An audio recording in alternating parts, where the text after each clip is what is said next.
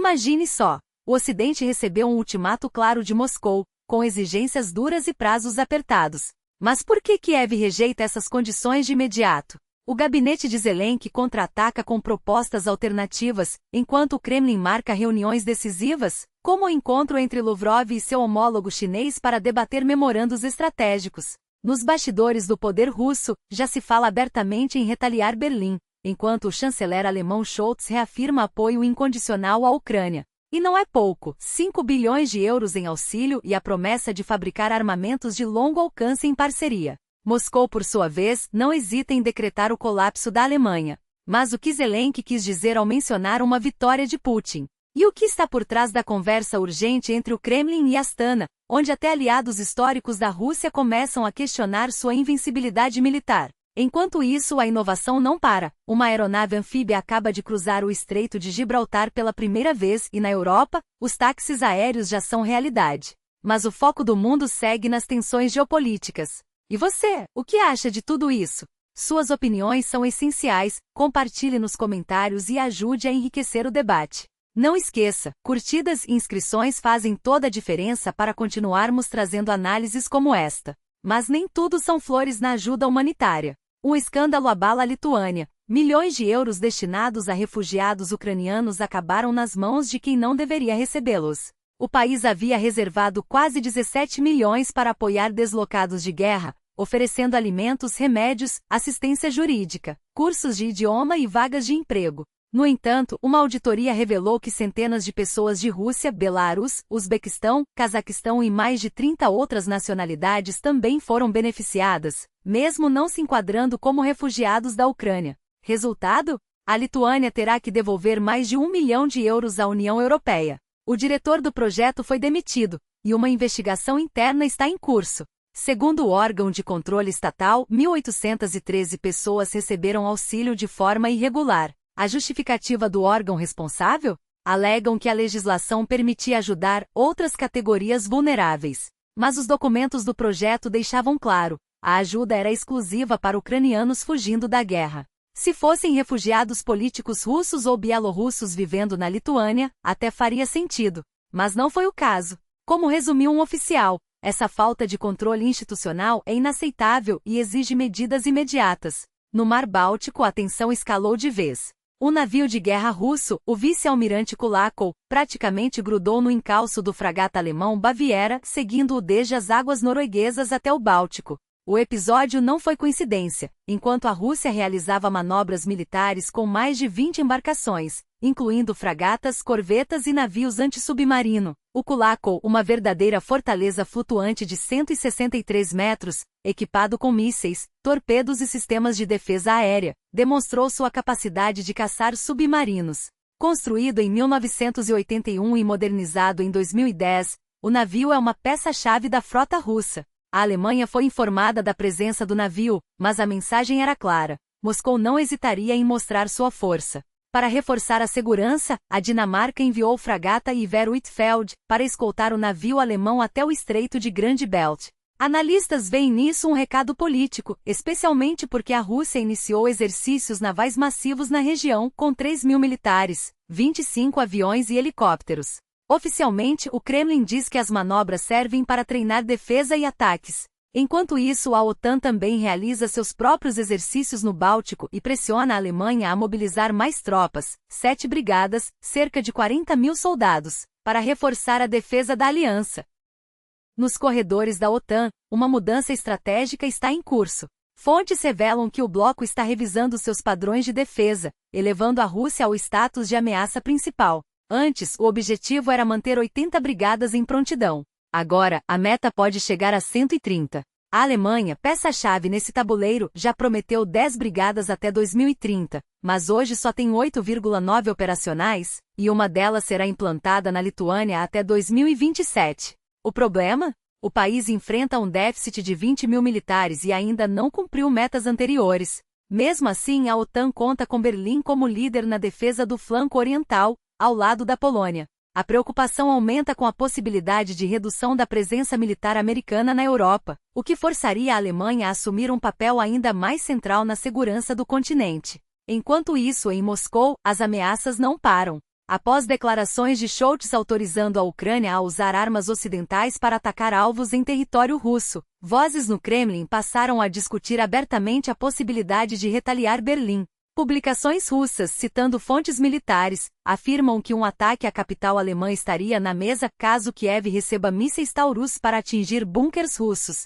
Scholz, por sua vez, dobrou a aposta. Anunciou que Alemanha e França produzirão sistemas de longo alcance sem restrições de distância, permitindo que a Ucrânia ataque além de suas fronteiras. Nunca antes um país europeu agiu com tanta ousadia nesta guerra, e sempre em sintonia com Zelensky e surpreendentemente com o ex-presidente Trump.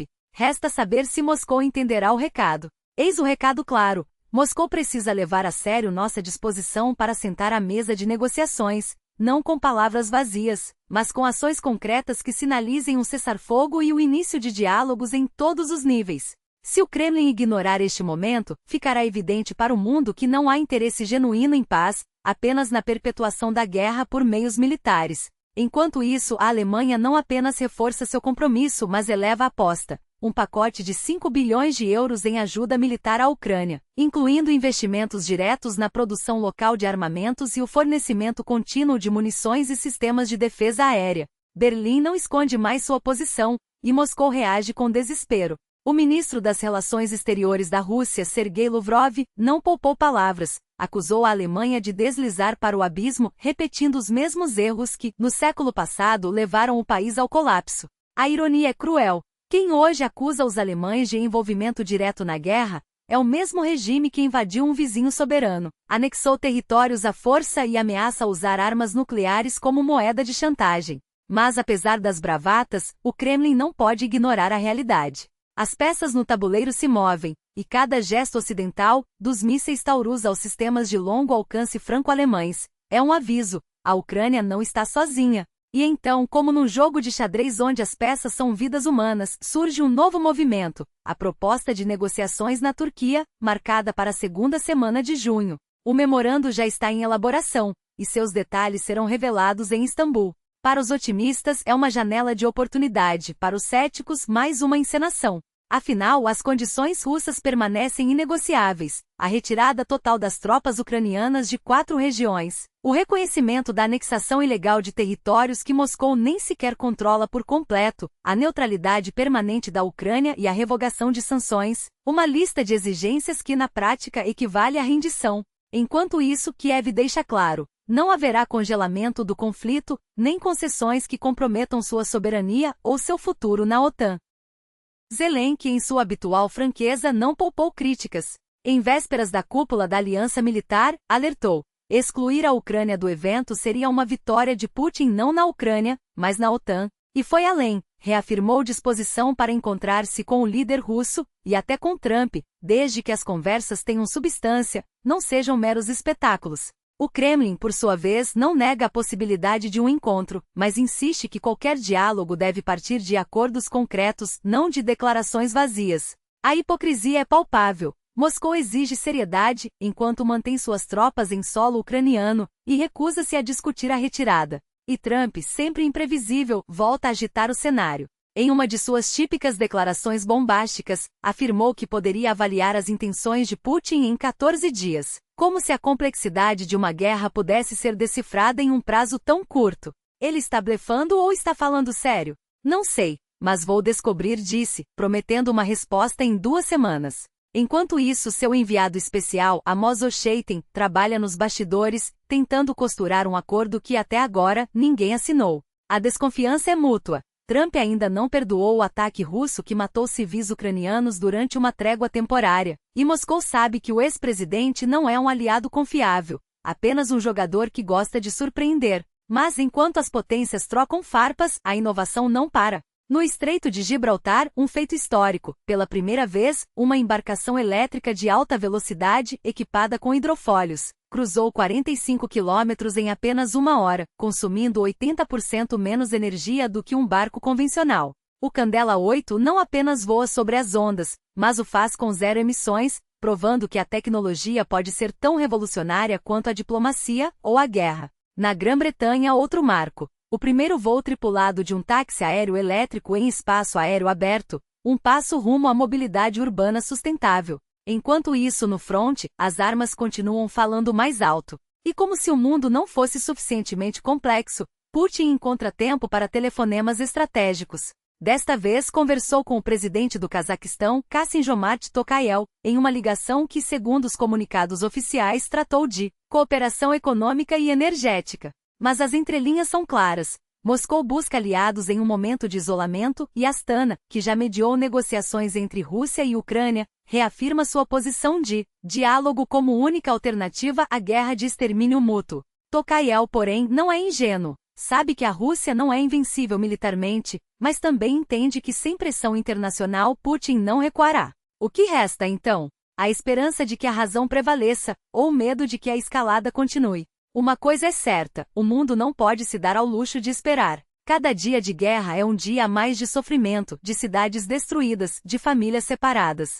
E enquanto os líderes decidem o futuro da Europa, a tecnologia avança, as alianças se reconfiguram e a história se repete, ou se reinventa. Resta saber se desta vez aprenderemos com os erros do passado. Ou se, mais uma vez, assistiremos ao colapso da diplomacia em nome da força. Imagine um futuro onde a mobilidade não é apenas uma questão de deslocamento, mas de inteligência, de responsabilidade. Um futuro em que cada quilômetro percorrido seja um passo rumo à sustentabilidade. Esse futuro já está aqui, materializado em soluções que desafiam o convencional e redefinem o que significa viajar. Não se trata apenas de um veículo, mas de uma declaração, a de que é possível unir eficiência, inovação e respeito ao planeta sem abrir mão do conforto ou da praticidade.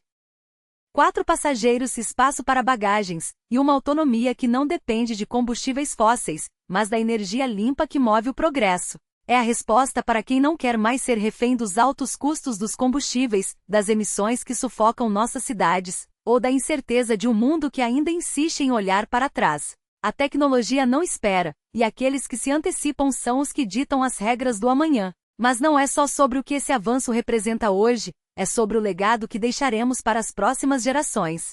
Cada escolha que fazemos agora ecoa no futuro, seja na qualidade do ar que respiramos, na saúde das nossas crianças, ou na independência energética que tanto almejamos. E quando a inovação se alia à consciência, o resultado não é apenas um produto, mas uma revolução silenciosa, que acontece a cada recarga, a cada viagem, a cada decisão de não se conformar com o obsoleto. O mundo já mostrou que não há espaço para retrocessos.